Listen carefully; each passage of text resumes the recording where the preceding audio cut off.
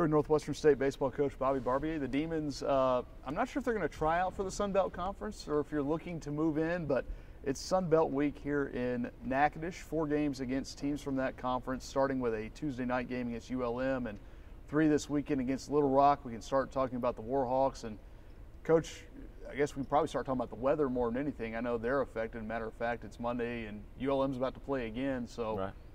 A little tough maybe to talk about what they've been when they're about to play. Yeah, I mean, to be honest, we're going to get together on them here in a little while and talk about them, talk about the game tomorrow. So I don't know a whole lot about them. We got 27 new players, so it's going to be a much different team than we have. We'll have some video from when they played LSU, but it's hard for brand new teams 4 games in. We don't know a whole lot about our team 4 games in. That's a bunch of returners, so it's going to be difficult to get a whole lot on them. But they're going to be a good team. Mike does a really good job. They're going to be really well coached. There's no doubt about that. But it's just more about us and playing games. We just got to play. We had a little bad luck with the weather and didn't get some games in, so we just got to get out there and keep playing and keep developing the team that we're going to be.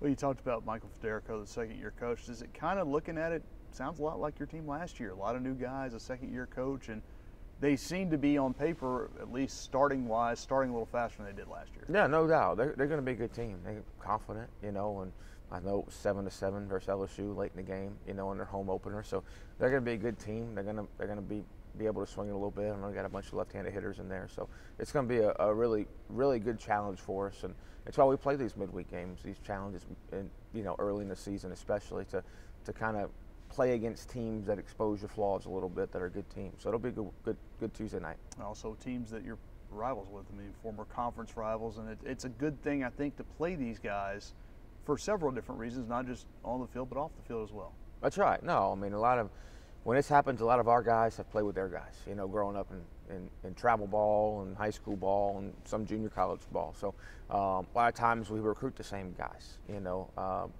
being 100 miles apart. So it'll be a good night. I think when you look toward the weekend, another team that you've gotten very familiar with the last couple of years, and a coach that I know some of the people here in town are familiar with, and Chris Curry, who will come back for a 3-game series. This will be the 6th, 7th, and 8th times you'll played each other in the last 2+ seasons. So teams that are really getting to know each other through that way. Yeah, I thought last year they were a really talented team. I know we went up there and got 2 wins from we had some things fall our way. They got most of those talented guys returning, so they got an older lineup. They'll be really tough to pitch to. I'm not sure where they're at starting pitching wise and what they'll be at on the weekend, this weekend coming up. They're the same way they're playing again today. So it'll be interesting how they try to match up starting pitching wise. But I know their offense will be talented. They got they got Pittman back and they got Alexander back. A couple of really good left-handed hitters that are really talented. I think Riley Pittman's been there about as long as you have as a coach here. No doubt. I feel like he's been there forever. But again, you mentioned their starting pitching. Chris Curry was a pitching coach, much like yourself, transitions into a head coaching role. So they're going to compete on the mound, and they're probably going to have some pretty good arm talent as well. No doubt. They do a really good job recruiting. They're in an area where they can bring in a lot of guys from kind of around the South. They do a really good job in Texas. We go up against them a few times on some kids. So they'll be talented, that's for sure. And Chris does a great job of coaching. So we got a tough week. We got a tough week coming off not playing as well yesterday to getting back into that play good and that really competitive phase that we need to get back into. You talked about it there. I think the weather, when you don't play for 7 days, it's one thing to not play for 9 months and then come back for opening weekend, and then you don't play for a week. That's kind of rust versus rust, and it certainly seemed it's going to take a little time to shake some of that off. Yeah, you don't want to make excuses about it. We would like to have been able to play in practice, over those times. But we're actually pretty fortunate being where we are in the country. A lot of teams can't practice for a while with the cold. So I think we have to see that as a blessing, more than that. But our game can kind of seduce you a little bit. I think we played 4 games leading up into the last game yesterday, where we probably played as mistake-free as we could. We limited free passes. We didn't make errors. We made some really nice plays. We got some hits here and there. Starting pitching was pretty good here and there, but it can seduce you into thinking you're infallible, and you can't make those things, and you can't make mistakes. And I think all those things kind of combined into that last game where we made too many mistakes, obviously, but they made us pay for every one. I mean, I think every mistake that we made ended up scoring a run, which when that happens, it makes it difficult to win. So I thought they did a really good job. I thought Southern played really well in that second game, and we kind of got sucked in by the how we were playing the first 4 games, and hopefully we learn a good lesson from that.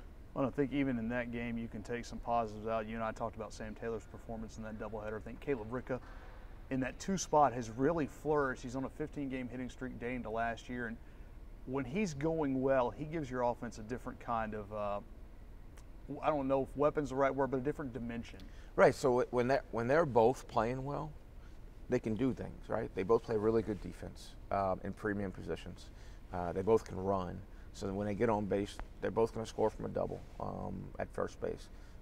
They both can steal bases. You know, so they affect the game.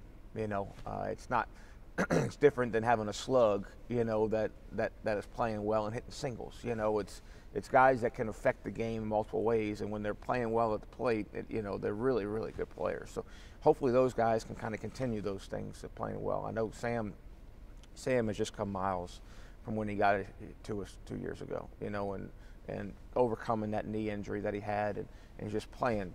He always has been one of the best defenders I've ever coached, but has taken his game up a level offensively, that's for sure. And Caleb is doing now what he's capable of, and what he's worked towards so much. So it's hopefully those two can both keep working and continue to improve.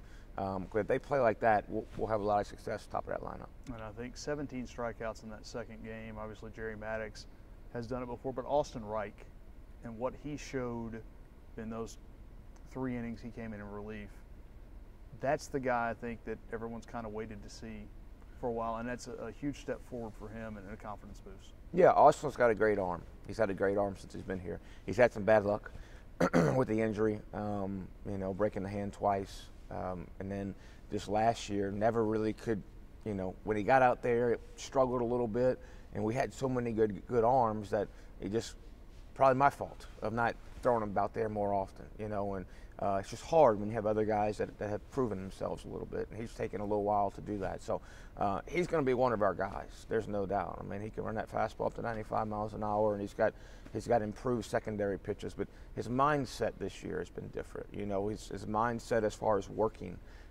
he came back in really good shape in August. He came back in really good shape in January. So that shows me that he's committed to it, you know, and it's going to help our team out tremendously if he keeps that kind of commitment up. All right, thanks, Coach. Thank you.